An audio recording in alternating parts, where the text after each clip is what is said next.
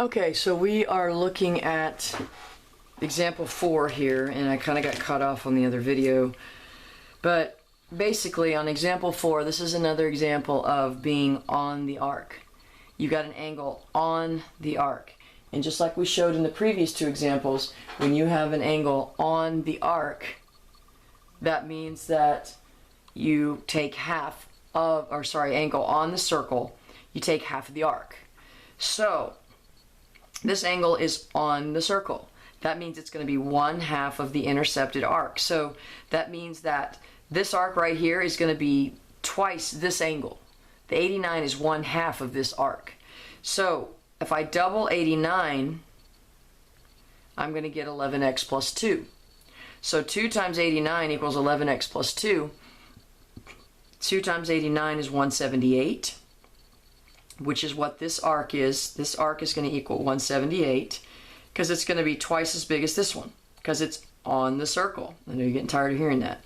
So I'm going to take 178 equals 11x plus 2. I'm going to subtract 2. Sorry, yawning, putting myself to sleep. Subtract 2 from both sides, so 176 equals 11x. And then I'm going to divide both sides by 11, and that gives me x equals 16. So once again, since this angle's vertex is on the circle, that means that the angle is 1/2 of the arc. So 89 is 1/2 of this, or the other way of saying it is this arc is twice as big as the 89. So I did this arc is equal to twice 89, and that's how I solved it to get 16. So let's look at the next theorem. So we're having so much fun. The next theorem says if two secants, okay, and this could also be chords, all right? They say secants, it could also be chords. If two secants or chords intersect in the interior of a circle, then the measure of the angle formed is half the sum of the measures of the arcs intercepted by the angle and its vertical angle. Okay, say all that 10 times fast. Just kidding. So if two secants or chords intersect in the interior of a circle, then the measure of the angle formed is half the sum of the measures of the arcs intercepted by the angle and its vertical. Now you know what vertical angles are. So for example, angle x, what is angle x vertical with? This angle, right? If they're vertical, that means they're equal, they're congruent. So you have to keep that in mind. Now what this is saying, here's your formula.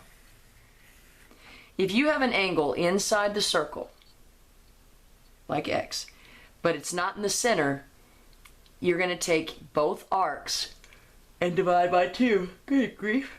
Sorry. Both arcs and divide by 2. So for example, this is angle x. What arc does angle x open up to? This one, which is what? 70 degrees. What arc does this angle open up to? The vertical angle. The 30. So to find these angles, you take the sum 70 plus 30, and you divide that by 2. You find the average. 70 plus 30 is 100, divided by 2 is 50. So that means that this angle is 50 and this angle is 50. How do I know these two angles are the same? They're vertical. So once again, if the vertex is inside the circle, you add the two arcs together and divide by 2. All right, so let's look at the next theorem then. Yes, because there's lots of these things. So in the next theorem, what we have is if two secants, a secant and a tangent, or two tangents intersect in the exterior of a circle, then the measure of the angle formed is half the positive difference of the measures of the intercepted arcs. I'm going to make this real simple. The positive difference means like absolute value. So let's do an example. What is this formed by here? This is formed by a tangent and another tangent, right? Because it intersects at one point here and 1 point here. So the question is, how do I find the measure of this angle that's outside the circle? Well, when it's inside the circle and not in the center, remember this one is not central. That's important. You only use this when it's not central, so you can see it better. Then we add the two arcs and divide by 2. When it's outside the circle, we subtract, good grief, we subtract the two arcs and divide by 2. So, let's look at the whole circle being 360, right? What's this arc right here? It tells you. This blue arc right here is 150. Okay? If the entire circle adds to 360, and that's 150, what's the other arc going to be? Well, it's going to be 360 minus 150, which is 210. So this arc is 210 degrees. Real simple, right? Adds to 360. So now the question is, all right, what the heck do we do now? Well, in order to find an angle on the outside, the exterior, you don't add like we did here. You subtract. So what I'm going to do is I'm going to do 210, 210, which is this one, minus 150, which is the smaller one, and divide it by 2. 210 minus 150 is 60, and 60 divided by 2 is 30 degrees. So that means that this angle right here is 30 degrees. You take the difference of the two arcs and divide by 2. Up here you took the average of the two arcs. You added, you did the sum when it's inside. Here you take the difference.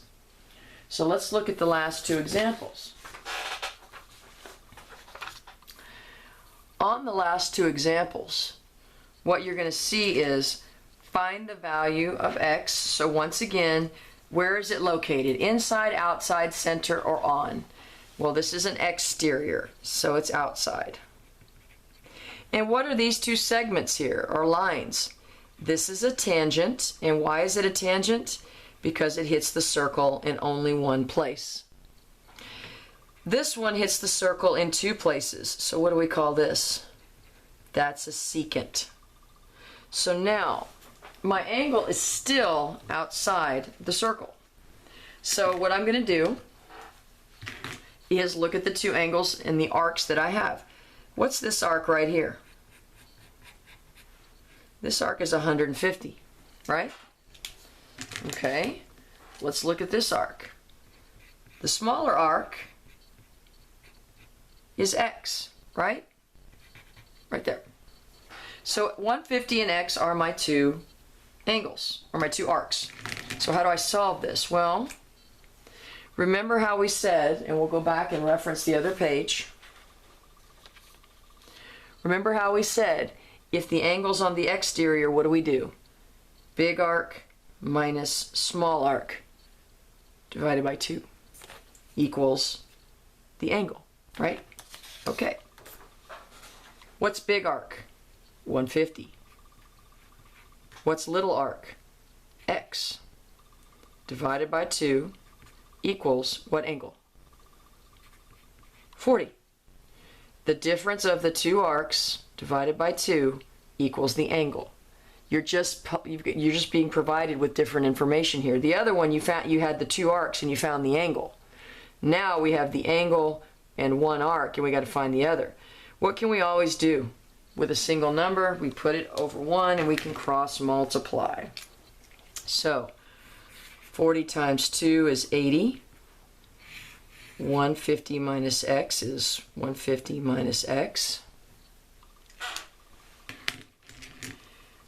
I'm going to take the 150 and subtract it with a pen that works, because that would make more sense, right? So I'm going to subtract the 150 from both sides, and that's going to give me negative 70 equals negative x. Well, if negative 70 equals negative x, positive 70 equals positive x. And how do I do that? Well, if it's negative x, what's assumed to be in front? Negative 1. So it's like dividing both by -1 just to get x. So x equals 70 degrees. So what that means is 150 minus 70 divided by 2 gives us 40. Let's check it. 150 minus 70 is 80. 80 divided by 2 is 40. So we've done it right. Okay?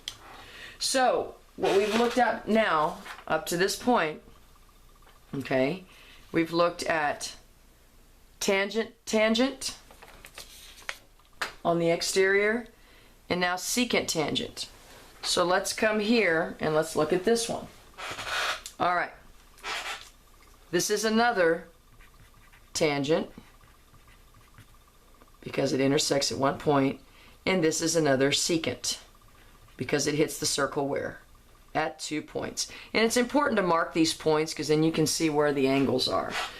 I mean the arcs are. So where are the two arcs here? Well, here's the first arc. And what is this arc equal to? 4x plus 5, right?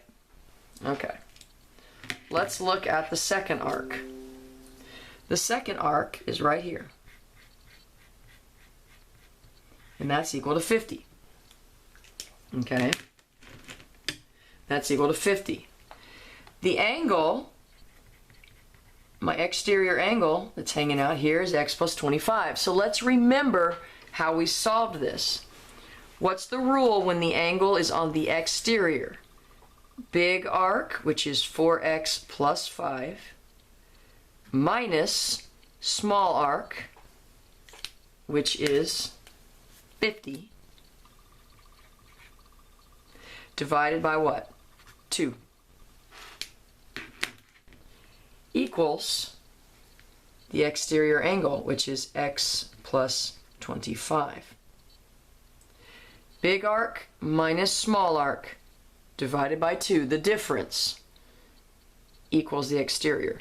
Again, what can I do? I can put it over 1. Now I'm going to cross multiply.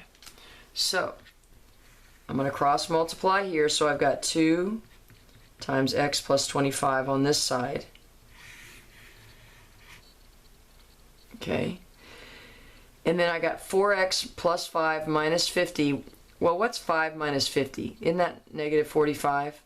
So I got 4x minus 45 on this side because I multiplied by 1. Now, let's distribute this. Okay. So, 2 times x is 2x. 2 times 25 is 50. And then we've got 4x minus 45. We're solving for x, so let's get the x moved over. I'm going to move the 2x. I'm going to subtract it from both sides. So 50 equals 2x minus 45. And then what do I do next? That's right, good answer. I'm going to add 45 to both sides. So 95 equals 2x. And then how do I solve this? I'm going to divide both sides by 2. Okay? Divide both sides by 2. Alright? So I end up getting x equals what? Come on, you mean you don't have an answer?